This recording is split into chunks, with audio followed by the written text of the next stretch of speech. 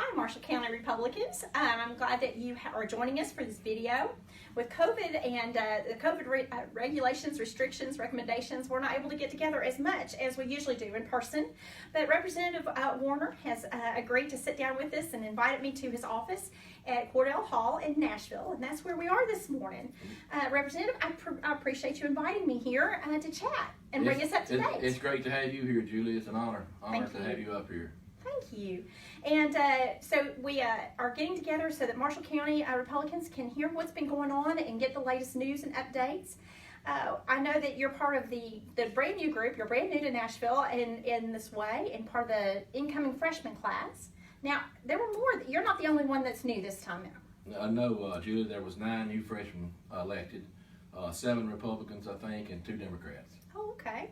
And they put you to work even faster than usual. Yes, the governor called us into special session and had some education stuff that we wanted to put in place to help the teachers and students. You know, it's been an up and down year with this COVID, and Yes. The governor's took to heart to make sure our education gets back on track for our students. It's an important issue, and coming into session, the special session, you all have already had some elections and accomplished things such as for the leadership, the speaker, I think. Yes, we elected Cameron Sexton, Speaker Sexton, back to Speaker of the House. It's an honor to have him as our speaker, and look forward to working with him. Well, I had the opportunity to meet him when he came to Marshall County in late October. Matter of fact, for your election, and he was very nice. And I think that I got a lot of very good feedback from that evening that we had there in Marshall County. He's been he's a great guy, and his office has extended all the help that us freshmen could possibly need. They've done a wonderful job of making us feel welcome here. Very good. I'm not surprised. I had a really great impression, and like I say, lots of Marshall County gave us great feedback on that evening. Now, so you've already had your committee assignments. I have. I am on the, and I still got it in front of me here. I am on the Education Instruction Committee, Gov Ops Committee, and the Naming and Designating Committee.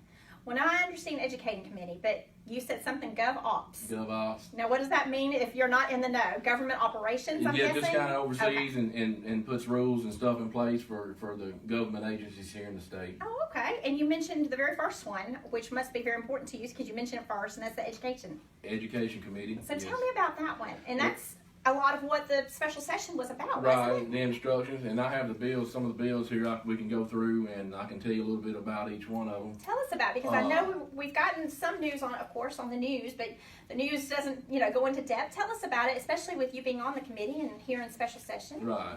Well, the first bill was House Bill 7002, which enacts the Tennessee Literacy Success Act, requiring local school districts to provide literacy skills instructions through phonics-based instruction and provide reading interventions and support. This bill is going to help third graders get back on track. Okay. It's our goal here in Tennessee, and as I'm learning more down here, my office was up.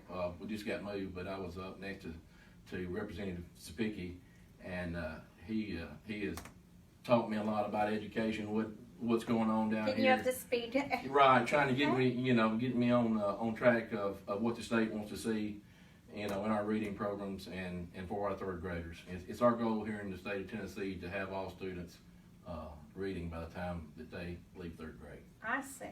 Okay. And with COVID and learning online and coming and going into school, I know some counties have just been out for a long time. Some are coming and going. Right. It's hard to figure all that out, isn't it? It is. How to help the students the best. It is, and we've put 3 bills here that we feel that will help the students, help the teachers and parents to get students back on track. And is there funding? I guess you've got the bills, but also additional funding to help implement those. I'm sure. There is a bill here that we passed, House Bill 7020. It allocated $535,000 in state dollars to set aside to administer the literacy program. $81 million to establish and support the learning loss program that we're going to put in place.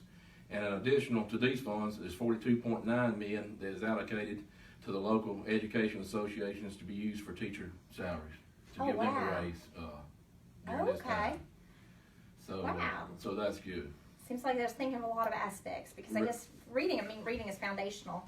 I know that that I can now assign, well, once you get through that, then you can assign reading in this subject and that subject and so forth. I mean, reading is foundational to the rest of education. Right.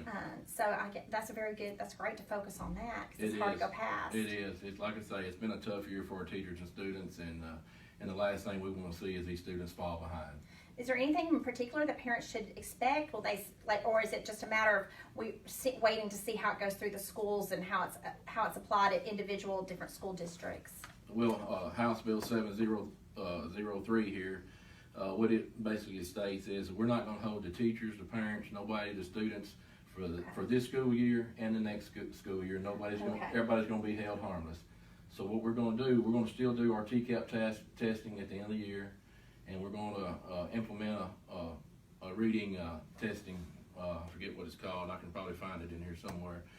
But what it's going to do, we're going to still test the students. We're going to see where those students are at. Then we put programs in place, like after-school programs. There's going to be a summer school program. There's going to be a tutoring program that the state is fully going to fund. The state is funding all of these funding things. all this. Okay, to help get all these students back up to par that need help. So I'm sorry. No, that's okay. And it's just, it's a ungodly amount of resources that we're trying to put together to help the students and the parents to get back on track. That's really good. And one thing I would like to say and compliment our local school districts is they've tried to stay in school. They have tried to keep the kids in school. Jacob Sarles here in Marshall County and the other districts there, they have done a wonderful job. By talking to them, speaking with them, I can tell that they want they want our students in school. Down here in Davidson County and Metro and Shelby County, I think it's a different story. You would not believe the emails I've got on my computer about those parents in those counties and those cities begging